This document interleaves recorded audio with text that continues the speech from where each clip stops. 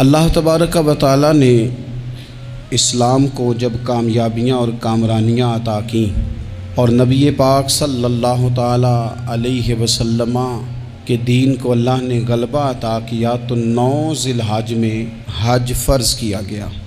حج اس سے پہلے بھی کیا جاتا تھا، پرانی شریعتوں میں بھی حضرت ابراہیم علیہ السلام کے طریقے پر حج ہوتا تھا۔ پھر کفار مکہ نے، قریش مکہ نے اس میں کچھ غلط رسومات شامل کر دیں، کپڑے اتار کر معاذ اللہ کعبے کا طواف کرنا، قربانیوں کا گوشت خانہ کعبہ کی دیواروں سے ملنا، اور بھی کئی بیہودہ رسومات اس پاکیزہ اور خوبصورت عمل کا حصہ بنا دی گئیں۔ پھر 9 ذی الحج کو حج فرض ہوا۔ نبی پاک صلی اللہ تعالی علیہ وسلم نے حضرت ابو بکر صدیق کو امیر حج بنا کے رخصت فرمایا۔ دیکھیں کہاں کہاں محبوب انہیں اپنا نائب بناتے ہیں۔ اب 9 کو تو حضور نے حضرت ابو بکر صدیق کو امیر حج بنایا اور پھر اعلان فرمایا، جہاں جہاں مسلمان آبادیاں تھیں وہاں اعلان کر دیا گیا کہ آئندہ سال رسول پاک علیہ السلام خود حج کے لیے تشریف لے جائیں گے۔ اب ایک بڑی تعداد مسلمانوں کی جمع ہونے لگی۔ ذی قعدہ کے آخری ایام میں ہزاروں کی تعداد میں لوگ مدینہ شریف میں جمع ہو گئے۔ ظہر کی نماز کی ادائیگی کے بعد سیرت نگار کہتے ہیں کہ 28 ذی قعدہ تھی، نبی پاک علیہ السلام ظہر پڑھ کے حج کے لیے نکلے، اور جہاں آج ذوالحلیفہ ہے، ابیار علی جس جگہ کو کہتے ہیں، میقات مدینہ بھی کہا جاتا ہے، وہاں اللہ کے محبوب نے پہلے رات گزاری۔ وہیں پہ نبی پاک صلی اللہ تعالی علیہ وسلم نے احرام باندھا، حضور تشریف لے گئے۔ یہ حج قران تھا۔ نبی پاک صلی اللہ تعالی علیہ وآلہ وسلم کے ساتھ اس طرح لوگ امڑ کے آئے، جہاں جہاں سے لوگ تھے مسلمان وہ سارے جمع ہوئے حضور کے ساتھ اللہ کی بارگاہ میں حاضر ہونے کے لیے۔ 1,40,000 صحابہ، یہ ایک ہی دفعہ صحابہ کا اتنا بڑا مجمع جمع ہوا ہے، ایک ہی دفعہ۔ اور حضور علیہ السلام کی خواہش تھی کہ یہ سارے لوگ وہاں پہنچیں۔ محبوب کریم علیہ السلام 4 ذی الحج کو حضور علیہ السلام نے طواف کیا، صفا مروہ کیا، احرام نہیں کھولا، قربانیاں ساتھ تھیں، چونکہ یہ حج قران تھا۔ اللہ کے رسول صلی اللہ تعالی علیہ وآلہ وسلم نے پھر 8 ذی الحج کو ظہر کی نماز جا کے منا کے میدان میں ادا کی۔ 9 ذی الحج کو مسجد نمرہ کے پاس کوہ صبیر پر جب سورج کی کرنیں چمکیں، قربان جائیں کیا نظارہ ہوگا۔ لبیک لبیک کی صدا آ رہی ہے، دے کون رہے ہیں؟ مدینے والے محبوب صلی اللہ علیہ وسلم۔ حضور اس لشکر حسن کو لے کر، اس نور بھرے قافلے کو لے کے، یہ کون ہیں جو حضور کے ساتھ سارے نکلے ہیں؟ یہ کون ہیں سارے؟ یہ وہ فیروز بخت سعادت مند لوگ ہیں کہ ان میں سے جس نے ایک دفعہ بھی ایمان کی حالت میں حضور کو دیکھا اور پھر خاتمہ بالخیر بالایمان کے ساتھ دنیا سے رخصت ہوئے، یہ وہ لوگ ہیں کہ ولی اگر 60 سال بھی سارا دن روزہ رکھے، ساری رات نفل پڑھے، ہر برائی سے بچے، لیکن پھر بھی کسی صحابی کے قدموں کی خاک تک کو نہیں پہنچ سکتا۔ اور صحابی زیارت سے بنتا ہے، ولی عبادت سے بنتے ہیں۔ نبی پاک صلی اللہ تعالی علیہ وسلم کے وہ سارے صحابہ کون ہیں؟ الصحابہ النجوم، یہ حضور کی چاروں جانب یہ چمک رہے ہیں، انہیں خود میرے نبی پاک نے ستارے فرمایا ہے۔ ایک سمت علی، ایک سمت عمر، صدیق ادھر، عثمان ادھر۔ ان جگمگ جگمگ تاروں میں بھلا مہتاب کا عالم کیا ہوگا؟ اور ہر کوئی فدا ہے بن دیکھے تو پھر دیدار کا عالم کیا ہوگا؟ تو نبی پاک صلی اللہ علیہ وسلم نے یہ وہ موقع تھا، 9 ذی الحج میدان عرفات، حضور صلی اللہ علیہ وسلم نے ظہر کی نماز ادا فرمائی، اور پھر کچھ توقف کے بعد حضور کے لیے اونٹنی پر کجاوا سجایا گیا۔ حضور اپنی کسوا نامی اونٹنی پر سوار ہوئے، میرے محبوب نے خطبہ دینے کا ارادہ فرمایا۔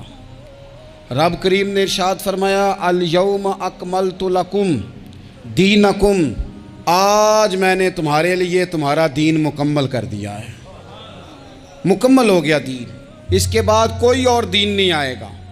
اس آیت نے بتا دیا کہ حضور آخری نبی ہیں، دین مکمل ہو گیا، اب کسی اور پیغمبر کی، رسول کی، دین کی، کتاب کی ضرورت باقی۔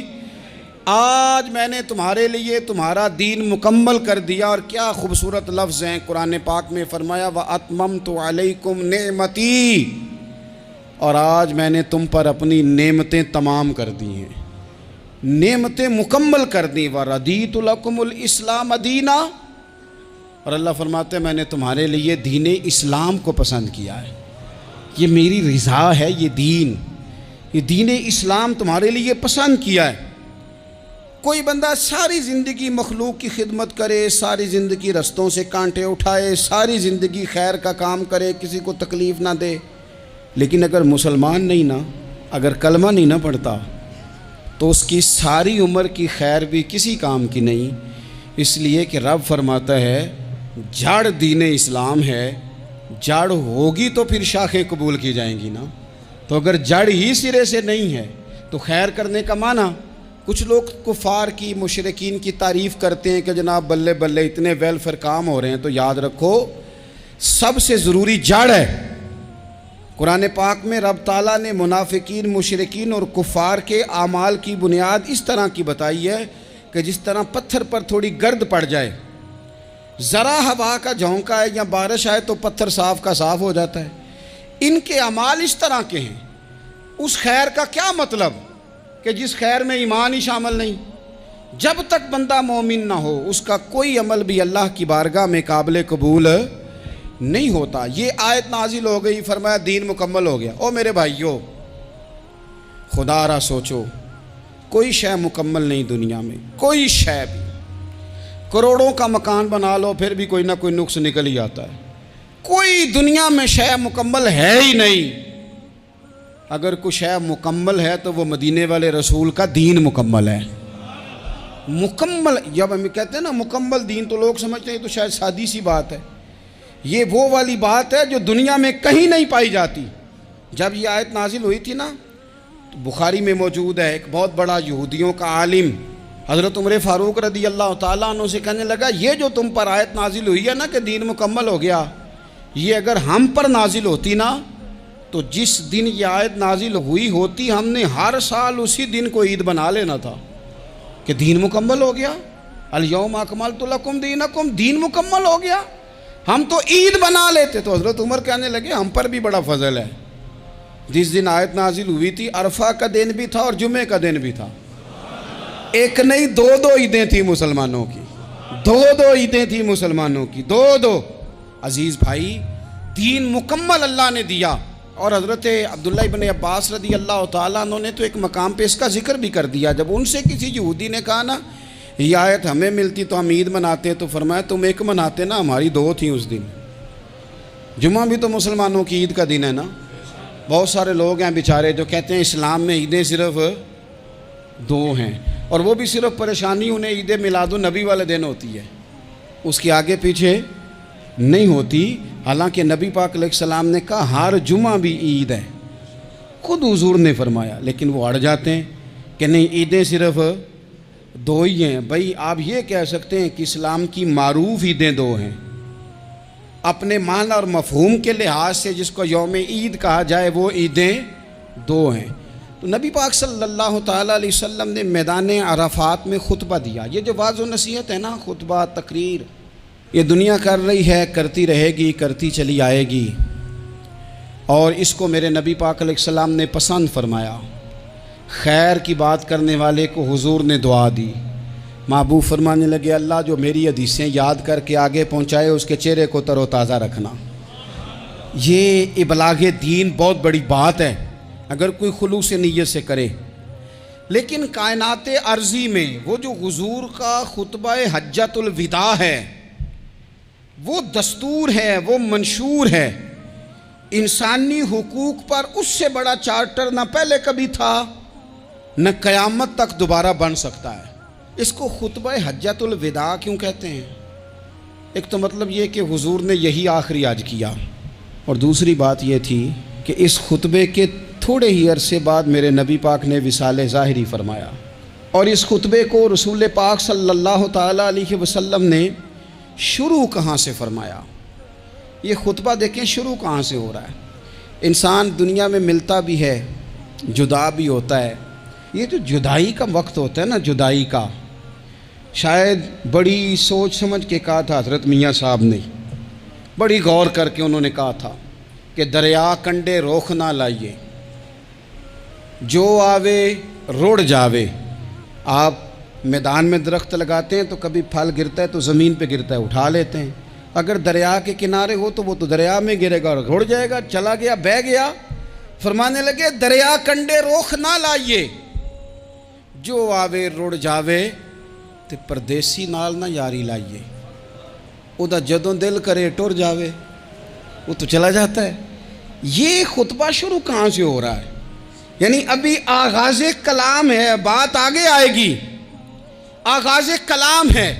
میں کہہ چکا ہوں ولی شاید عبادت کر کے بنے، تقوی اختیار کر کے بنے، ولی اللہ کی حرام کردہ ہر شے سے اجتناب کر کے بنے، وہ جس میں شبہ ہے اس سے بھی بچے تو پھر ولی بنے۔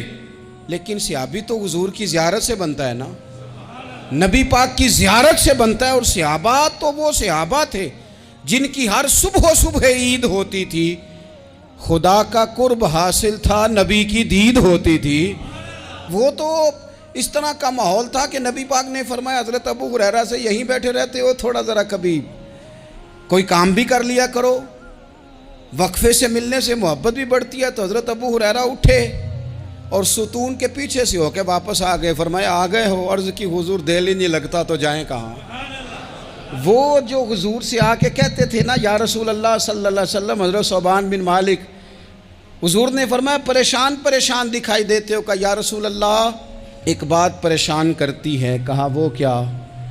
عرض کی حضور دل بے چین ہوتا ہے تو زیارت کو آ جاتا ہوں، آج ایک عجیب خیال آیا ہے، عجیب خیال آیا ہے، اور اس نے عجیب رنگ طبیعت میں بھر دیا ہے۔ فرمایا تمہیں کیا خیال آیا؟ عرض کی یا رسول اللہ صلی اللہ علیہ وسلم آج خیال آیا ہے کہ ثوبان ہے، تو حضور کا غلام ہے، جنت تو حضور کے صدقے ملے گی، لیکن یہ ہے کہ حضور تو ہوں گے نا نبیوں کے ساتھ، تجھے ملے گی پر ملے گی تو غلاموں کے محلے میں نا۔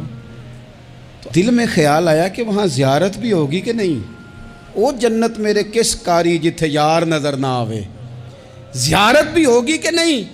حضور کی بارگاہ میں جب حضرت ثوبان نے عرض کی تو رب کریم نے فرمایا محبوب جو تیری اور تیرے رب کی اطاعت کرے نا، اولئک انعم اللہ علیہم من النبیین والصدیقین والشہداء والصالحین، فرمایا ان کو اللہ نبیوں کے، صدیقین کے، شہداء اور صالحین کے ساتھ ہی جنت میں اکٹھا فرمائے گا، وہ اکٹھے رہے۔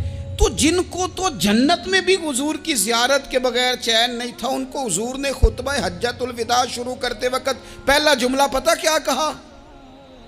حضور اونٹنی پہ ہیں، احرام باندھا ہوا ہے، 1,40,000 کم و بیش غلام سامنے کھڑے، عرفات کا میدان۔ محبوب فرمانے لگے پہلا جملہ، جو درد والے تھے وہ تڑپ گئے، یہ سارے درد والے تھے لیکن کچھ زیادہ مزاج شناس تھے۔ محبوب نے پہلا جملہ کہا، حضور فرمانے لگے لوگوں جس طرح آج اکٹھے ہوئے ہیں شاید اس کے بعد دوبارہ ہم اکٹھے نہ ہوں۔ پہلا اعلان ہی کر دیا کہ یہ تمہارے ساتھ جو آج خطبہ ہے نا، اس میں اشارہ دے دیا کہ دوبارہ نہیں جمع ہوگے، اگلا حج نہیں کرنا، بس ختم ہوئی بات، یہ آخری پہلی بات ہی حضور نے یہ بیان کی۔ اب وہ اتنے دل نرم ہو گئے حضور کی بات سن کے، آنکھوں میں آنسو اس طرح آ گئے، طبیعت کا ملان اتنا بڑھ گیا کہ ہر ایک کا دل کشکول بن گیا، ہر طرف سے آہیں اور سسکیاں ہیں کہ حضور کے وہ جملے یوں صحابہ لے رہے تھے جب آپ سے کوئی کہہ دے کہ بھائی یہ وقت بس آخری ملاقات کا ہے، تو پھر انہوں نے وہ تو حضور کی ہر بات ہی توجہ سے سنتے تھے، پر یہاں جو انداز بن گیا وہ انوکھا بن گیا۔ فرمایا شاید دوبارہ ملاقات نہ ہو۔ پھر میرے کریم محبوب صلی اللہ تعالیٰ علیہ وسلم نے فرمایا جس طرح تمہارے لیے یہ شہر حرمت والا ہے، مکہ حرمت والا ہے نا، ایک نیکی کرو تو مکے میں 1,00,000 کا ثواب حرم مکہ میں. ایک گناہ کرو تو وہ بھی 1,00,000 لکھا جاتا ہے. حرمت والا ہے, بڑی عزت والا ہے. فرمایا جس طرح یہ گھر عزت والا ہے کعبہ, جس طرح یہ شہر عزت والا ہے, فرمایا جس طرح آج کا دن حرمت والا ہے. مسلمانوں میں تمہیں بتا کے جا رہا ہوں, تمہیں سمجھا رہا ہوں, اسی طرح میں نے تم سب پر ایک دوسرے کے مال اور عزت کو حرمت والا کر دیا ہے. اور صحابہ کو نا حضور نے پہلے یہ سبق پورا حضور نے پوچھا, یہ بھی ذرا کمال ہے, یہ بخاری مسلم کی حدیث ہے. حضور نے صحابہ سے پوچھا 9 ذی الحجہ ہے, جمعے کا دن ہے, ذی الحج کا مہینہ ہے, سب کو پتہ ہے. لیکن نا آپ جمعہ پڑھنے ہیں تو میں آپ سے کہوں کہ آج کون سا دن ہے, تو آپ کہیں کہ جناب جمعہ ہے, عجیب آدمی ہے, جمعہ پڑھا رہے ہو. لیکن جو صحابہ کا انداز ہے وہ اور ہے. حضور نے پوچھا آج یہ کون سا مہینہ ہے, یہ ادب ہے, یہ مقام ہے, یہ وہ مقام ہے جہاں بہت سارے صرف عقل والے بندے جو ہوتے ہیں نا وہ بیچارے گرتے پڑتے ہیں, کہتے ہیں جی بات آتی ہو تو بتانی چاہیے, یہ کیا بات ہوئی جی, بندہ بولے ہی نا, یہ کیا لیکن کچھ لوگ ایسے ہیں جن کا دھارہ ادب کچھ اور ہوتا ہے, انہیں ڈھیروں باتیں بھی آتی ہوں تو ہر جگہ بات کرنے کی نہیں ہوتی, سب جگہ کہانیاں سنانے کی نہیں ہوتی. حضور نے فرمایا کون سا مہینہ ہے, قربان جائیں بھیا کو زبان ہو کے کہنے لگے واللہ و رسولہ عالم, اللہ جانے اللہ کا رسول جانے. سانو تے قید سجن دا گہنا ہے, او جنج رکھے اساں اونج رہنا ہے, ہمیں کیا پتا. پوچھا کسی نے, لکھا ہے صوفیاء نے, کسی نے پوچھا تمہیں پتہ نہیں, کہنے لگے چپ کر, ہمیں کیا پتا کون سا مہینہ ہے. تو حضور نے فرمایا آج تاریخ کون سی ہے, بھائی صاحب کو پتا تھا نا 9 ذی الحج کو ہی حج ہوتا ہے, کون سی تاریخ ہے, کہا واللہ و رسولہ عالم, اللہ جانے اللہ کا رسول جانے. قربان جائیں. حضور نے پوچھا دن کون سا ہے, سب کو پتہ ہے جمعہ ہے, کہنے لگے واللہ و رسولہ عالم, اللہ جانے اور اللہ کا. وہ صحابہ بتا کیوں نہیں رہے, تو اہل محبت کہتے ہیں صحابہ کا جواب یہ تھا ہمیں کوئی مہینوں سے غرض ہے, ہمیں کوئی دن سے غرض ہے, ہمیں کوئی تاریخ سے غرض ہے. حاجیو آؤ شہنشاہ کا روزہ دیکھو, کعبہ تو دیکھ چکے, کعبے کا بھی کعبہ دیکھو, ہمیں تو محبوب سے غرض ہے. مہینہ تھا ذی الحج کا, اگر حضور کہہ دیتے ذی الحج نہیں ذی قعد ہے تو ہم نے ذی قعد ہی بنا لینا تھا. تاریخ تھی 9, اگر حضور فرما دیتے 11 ہے تو ہم نے 11 ہی بنا لینی تھی. دن تھا جمعے کا, اگر حضور کہتے پیر ہے تو ہمیں کیا لگے, ہمیں تو محبوب کی رضا چاہیے. آپ دیکھیں نا, ایک صحابی کے ہاتھ ذرا لمبے تھے تو حضور نے فرمایا یا ذوالیدین, او لمبے ہاتھوں والے. ان سے کوئی پوچھتا نام کیا ہے تو کہتے میرا نام ہے 2 ہاتھوں والا. او بھائی میرے بھی 2 ہیں, تم کیوں 2 ہاتھوں والا. کہنے لگے یہ نہیں مجھے پتا, مجھے نبی پاک نے کہا 2 ہاتھوں والا. تو ٹھیک ہو گئی جو حضور نے نام رکھ دیا. تو حضور سید عالم نے پوچھا, پھر حضور نے حرمت یاد کرائی, فرمایا یاد رکھو یہ دن بھی بڑی عزت والا ہے, جمعے کا ہے, یہ مہینہ بھی بڑی حرمت والا ہے, ذی الحج کا ہے, یہ تاریخ بھی بڑی حرمت والی ہے. لیکن فرمایا جس طرح اس دن کی, اس شہر کی, اس مہینے کی تم نے عزت کرنی ہے, اسی طرح ایک دوسرے کے مال کا, ایک دوسرے کی عزت کا تم نے پاس کرنا. مسلمان بھائیوں خدا را, یہ حضور کہہ رہے ہیں یار, نبی پاک نے کعبہ کے سامنے کھڑے ہو کے فرمایا بیت اللہ تیری بڑی شان ہے, تیرا بڑا مرتبہ ہے, لیکن فرمایا میرے مومن کی عزت رب کی نظر میں کعبے سے بھی زیادہ ہے. ہم کیسے بیٹھ کے یار, ہم کیسے جرأت کرتے ہیں کسی کی پگڑی کھولنے کی کونے میں بیٹھ کے, ہم اپنے گھر بیٹھ کے کسی پر تبصرہ کر گئے, کسی بندہ مومن کی عزت اچھال گئے, بالکل پتہ نہیں تھا بات کا اور ہم نے کہانی بنا دی پوری کی پوری, داستان سرائی کر گئے. صبح سے شام تک ہماری گپ شپ کا عنوان کیا ہے, کسی نہ کسی کا شکوہ, کسی نہ کسی کی شکایت, یہ ہماری گپ شپ ہے.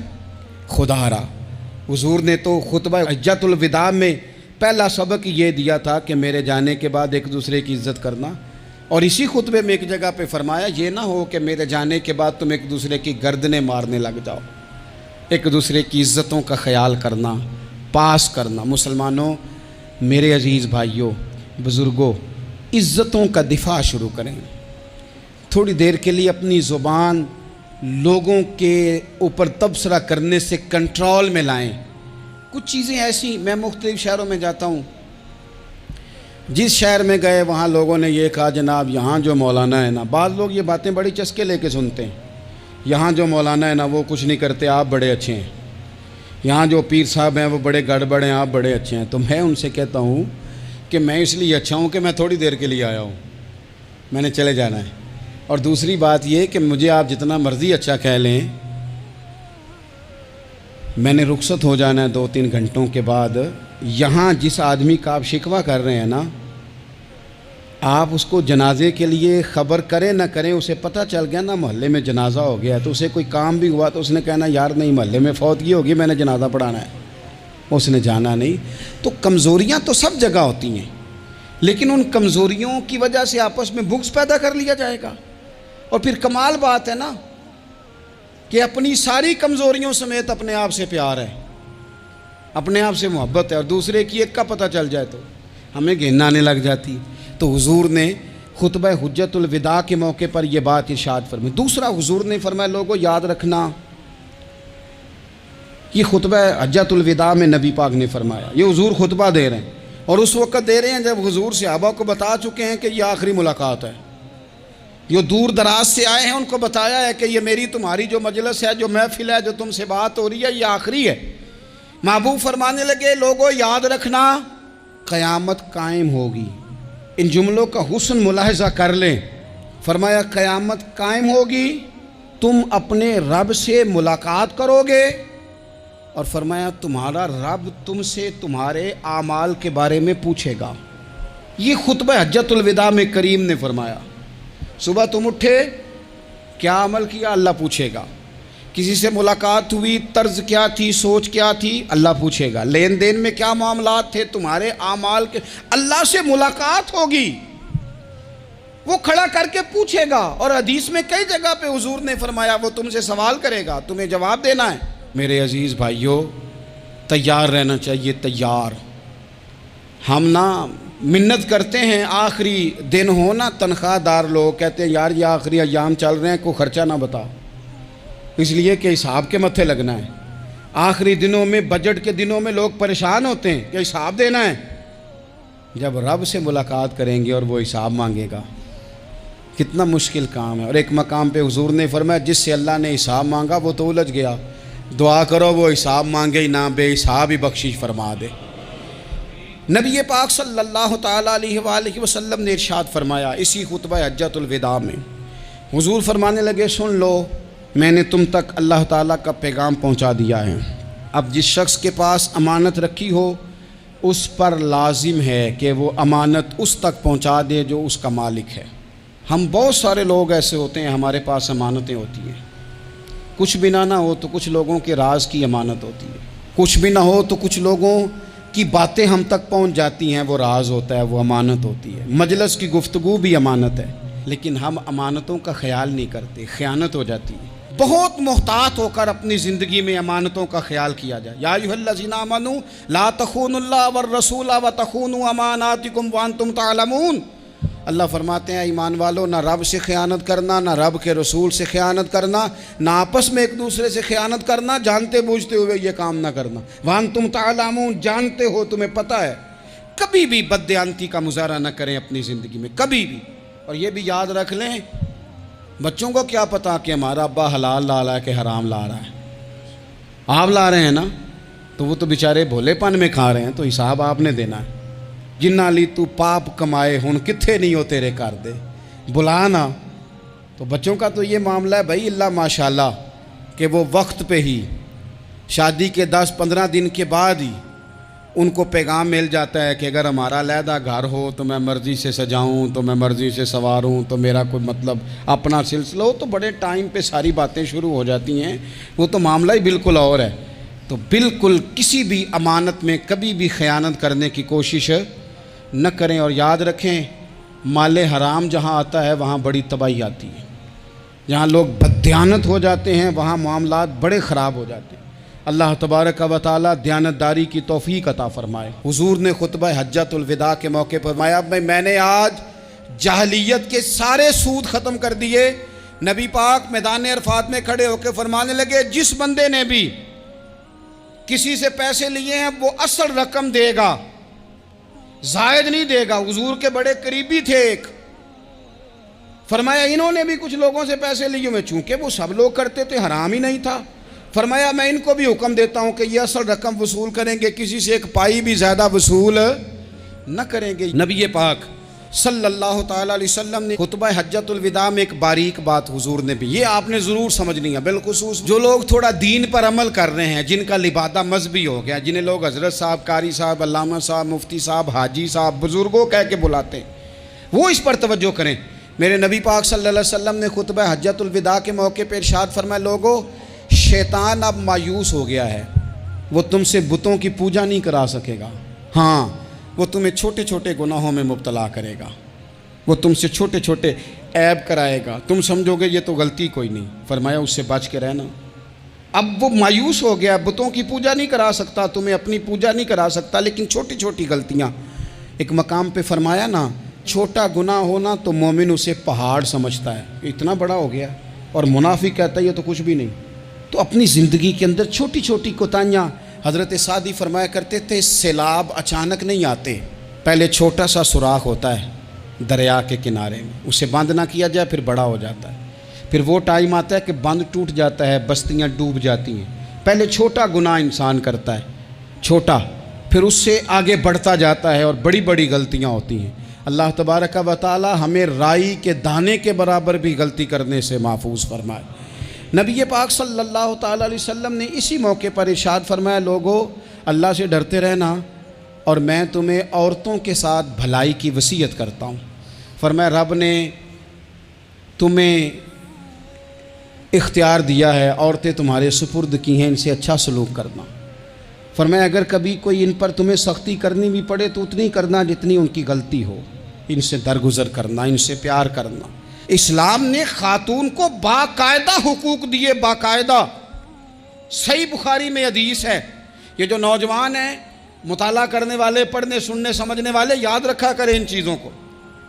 حضرت بریرہ رضی اللہ تعالیٰ عنہ حضرت عائشہ صدیقہ کی کنیزہ ہیں، حضرت مغیث رضی اللہ تعالیٰ عنہ ایک صحابی ہیں، ان کی وہ اہلیہ ہیں، وہ اپنے خامد سے علیحدگی چاہتی تھی، ان کے خامد بڑی محبت کرتے تھے، علیحدہ ہونا نہیں چاہتے تھے، خاتون رہنا نہیں چاہتی تھی۔ انہوں نے بڑی سفارشیں کرائیں کہ میرا خامد، میری بیوی مجھ سے صلح کر لے، حالانکہ وہ خاتون کنیز ہیں، خادمہ ہیں، کوئی بڑے قبیلے سے بظاہر تعلق نہیں۔ بالآخر انہوں نے گزارش کی، سیدہ عائشہ صدیقہ رضی اللہ تعالیٰ عنہ سے کہا، کچھ اور ذرائع اختیار کیے۔ حضرت مغیث نے رضی اللہ تعالیٰ عنہ، ان کے شوہر نے، کہ نبی پاک علیہ السلام کی خدمت میں عرض کریں، حضور میری سفارش کریں کہ یہ مجھ سے صلح کر لیں۔ تو نبی پاک علیہ السلام نے حضرت بریرہ رضی اللہ تعالیٰ عنہ جو کنیزہ ہیں، خادمہ ہیں، ان کو بلا کے کہا تمہارا خامد صلح کرنا چاہتا ہے۔ یہاں برادری کا بڑا کے کہتا ہے، پتر وہ میری بھی نہیں تو گال رکھنی، وہ میرے ککھاں دا بھی نہیں تو، وہ کیا کہہ رہے ہیں آپ؟ اللہ نے اسے حق دیا ہے، اور جسے حق اللہ دے اس کا رسول دے، اس سے کون ہوتا ہے کوئی حق چھیننے والا؟ نبی پاک صلی اللہ علیہ وسلم نے حضرت بریرہ سے کہا تمہارا خامد صلح کرنا چاہتا ہے اور وہ روتا ہے تمہارے لیے، اور اس نے بڑی سفارشیں کی ہیں، تم اس سے صلح کر لو۔ حضرت بریرہ رضی اللہ تعالیٰ عنہ عرض کرنے لگی، یا رسول اللہ صلی اللہ علیہ وسلم آپ جو حکم کریں میں حاضر ہوں، ایک بات پوچھ سکتی ہوں؟ ایک گزارش کر لوں؟ ایک صرف حضور میرا بولیا چولیا معاف کری، ایک بات کر لوں؟ تو کہا کرو۔ عرض کی یا رسول اللہ یہ آپ کا حکم ہے یا مشورہ ہے؟ یہ محبوب کی بات ہے، محبوب کی۔ کوئی بزرگ کیوں جبر کرتا ہے کسی پہ؟ کوئی حضرت شیخ کیوں کہتے ہیں زبردستی عورت کو کہ تو جا؟ نبی پاک صلی اللہ علیہ وسلم نے فرمایا صلح کر لے۔ یا رسول اللہ ایک بات عرض کروں؟ کرو۔ حضور حکم ہے کہ مشورہ ہے؟ تو نبی پاک نے فرمایا نہیں، مشورہ ہے۔ تم عاقلہ ہو، بالغہ ہو، اسلام تمہیں با اختیار کرتا ہے، چاہو تو رہو، چاہو تو خلا لے لو۔